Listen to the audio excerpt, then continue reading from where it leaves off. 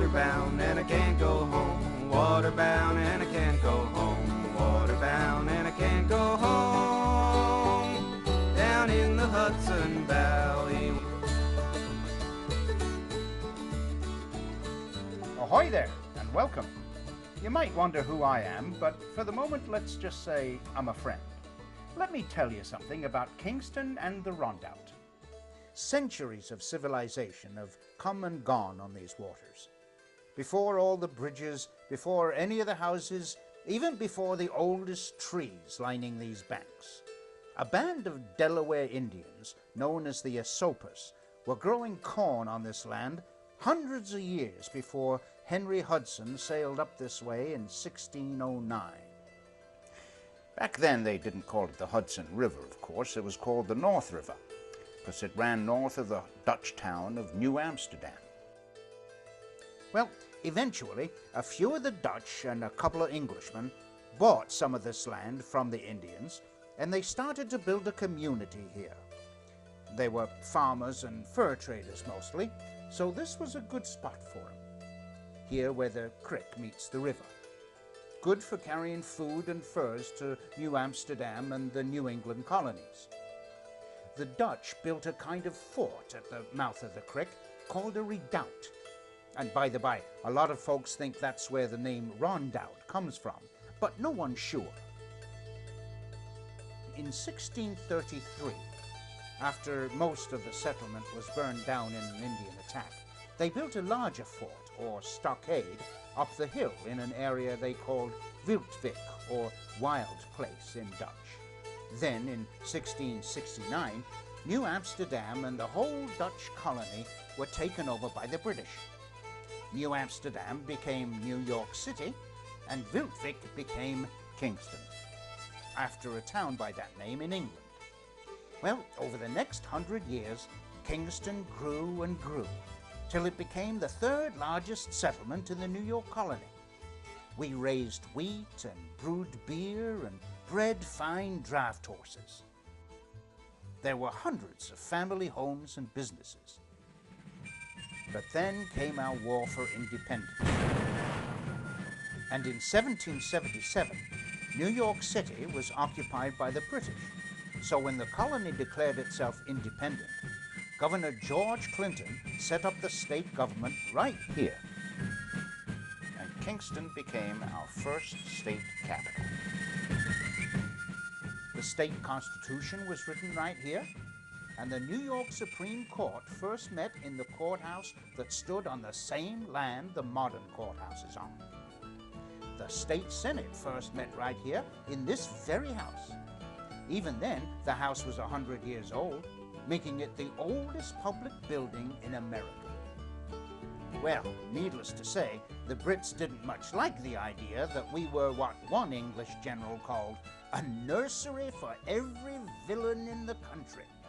So they sent a flotilla up from New York, and on the morning of October 16th, 1777, they landed 400 redcoats down at Rondout Creek and another 1,200 at Kingston Point. Now, Kingston didn't have but a couple of hundred troops and one armed ship, and they were no match for 1,600 trained soldiers marching up the hill. So they did the smart thing. They lit out, along with a brand new state legislature and just about everyone else in town. And by that afternoon, the redcoats had put the torch to every boat on the Rondout and just about every house, barn, and shed, over 300 buildings in all. The wooden ones gone forever.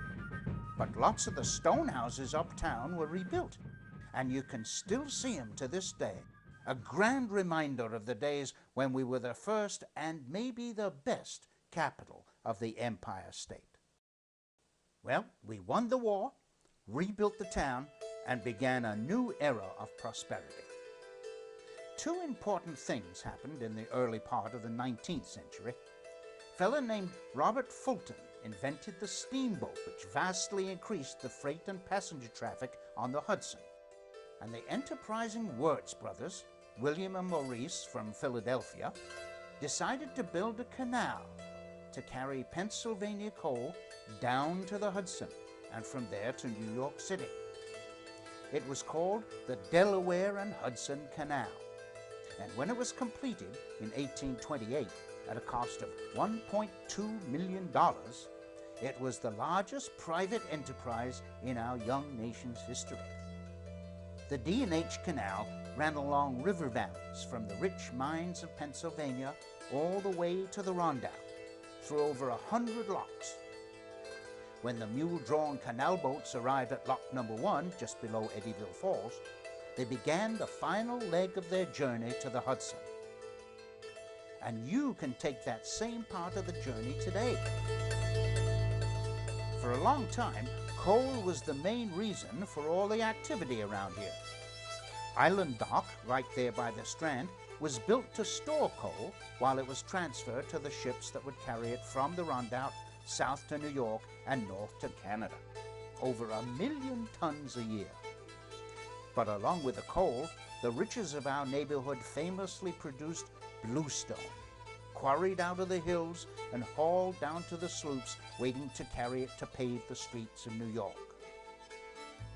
William and Simon Fitch were the largest exporters of bluestone in the world, and you can still see the company office they built on the canal to watch the boats as they sailed by with their cargo and their fortune. At the same time, the rich red clay of Kingston's earth made bricks for America's buildings, along with our limestone and natural cement, while our farms filled their kitchens, and the ice we cut from the Hudson kept them cool in the summer, just as our coal kept them warm in the winter. There were also a half a dozen shipyards on the Rondout, building and repairing everything from canal boats to schooners. And one of the great shipping names of that time was Thomas Cornell. Starting with a single sloop, Cornell built a fleet of towboats and steamships that eventually dominated Hudson River traffic, all from his headquarters on the Rondout. So Kingston was a pretty busy place. But it wasn't all hustle and bustle. One of the grandest things that happened around here in the 19th century is something you can see in the great museums of the world. I'm talking about the famous artists that made up what came to be called the Hudson River School. They loved the natural beauty of these parts, and they shared that on canvas with their patrons and the public. Now, pretty soon after the canal opened, with all the new river traffic, it became necessary to build some lighthouses. So in 1837, on the south side of the creek, a stone base was built to hold a wooden light tower with a small keeper's house. And that, my friends, is where I come in.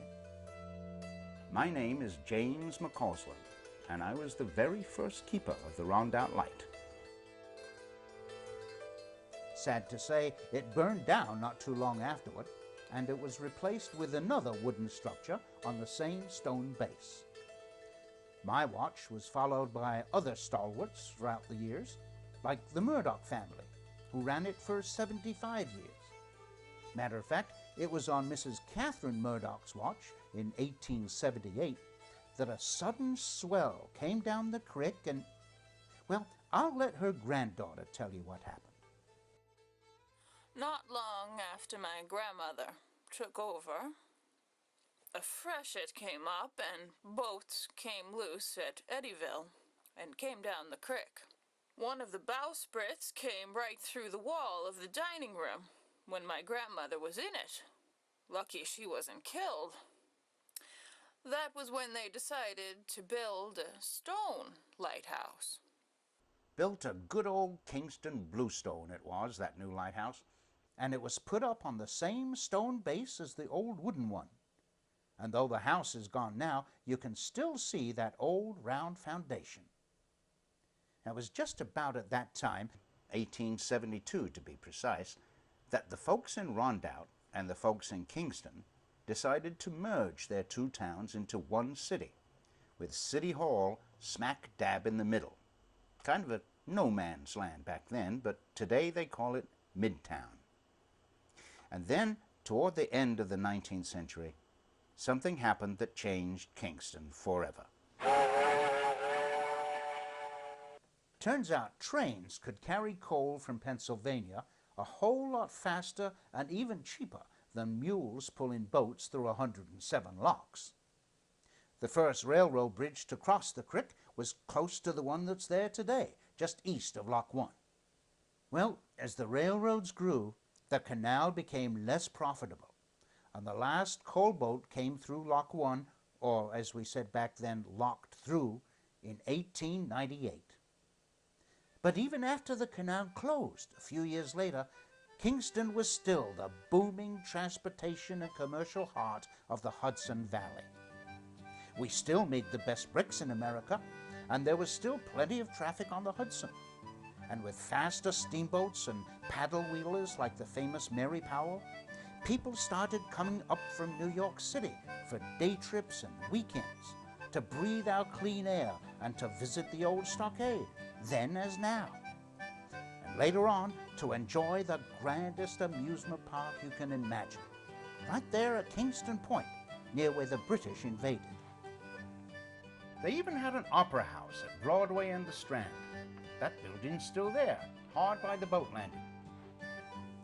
Now by that time, we had ourselves a new lighthouse, further out into the Hudson. It was started back in 1913 and first lit 2 years later. Over the years, it was occupied by many different keepers who kept the lamp lit from 6 p.m. to 6 a.m. every night, while they raised families, saved lives, and watched over the river and the creek. And just like today, Kingston was always a place where people came to try new things, raise new families, start new businesses. After the railroad came, textile mills and clothing factories spread up. And believe it or not, Kingston became a cigar town, with tons of Virginia and Connecticut tobacco replacing the Pennsylvania coal. One factory employed 1,800 people who turned out 250,000 cigars a week. And since then, other industries have come and gone as the country's needs changed over the decades. The shipyards that came to life again to help us win the 2 world wars. Technology always moving on, even as our lighthouse keepers moved on when the lamp was automated in 1954. So we've seen a lot of changes, some good times and some tough times. But we're tough people, and now in this new century, our little city on the river is seeing a glorious rebirth, with a new hope and a rekindled spirit that carries it forward on its journey. But others know a lot more about that than I do. So I'll leave you now and turn you over to someone who'll see you safely on. Nice talking to you. Thank you all for visiting us today. I hope you've enjoyed hearing something about our city and our lighthouse. I also hope that you'll think about some of these images from the past and how they are reflected in today's Kingston. As you heard, a lot of our history is still visible on the Rondout, in the stockade, and at the lighthouse, which is now public property. So in a sense, you are the lighthouse keepers of today. And I'd like to ask for your support in helping to maintain it and restore the interior to suggest what it looked like when it was first opened in 1915. Also, after you leave here today, I hope you'll get to know Kingston a little better, whether you live here or you're just visiting. As you now know, this is one of the most historic places in the United States, and the past is here for you to discover.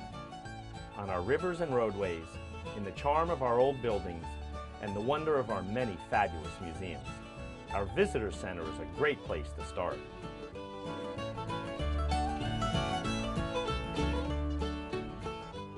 We are enjoying what James McCausland described on the trip out as a glorious rebirth.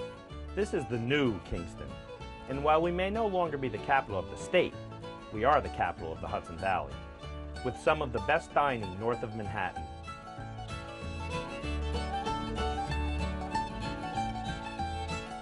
With specialty shops that carry every imaginable variety of merchandise from around the globe, with art and cultural centers offering a full calendar of events throughout the year, including one of the most exciting fireworks displays anywhere.